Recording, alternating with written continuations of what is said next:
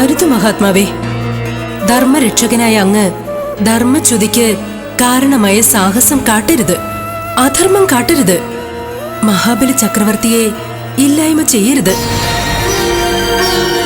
ഹേ ധർമ്മദേവതേ, മഹാബലിയെ പാതാളത്തിലേക്ക് ചവിട്ടി താഴ്ത്തണമെന്നത് നമ്മുടെ അവതാര ഉദ്ദേശമാണ്. നമ്മെ സംബന്ധിച്ചിടത്തോളം അത് അധർമ്മമല്ല, ധർമ്മമാണ്. നമ്മുടെ കർമ്മം നാം നിർവഹിക്കുന്നു.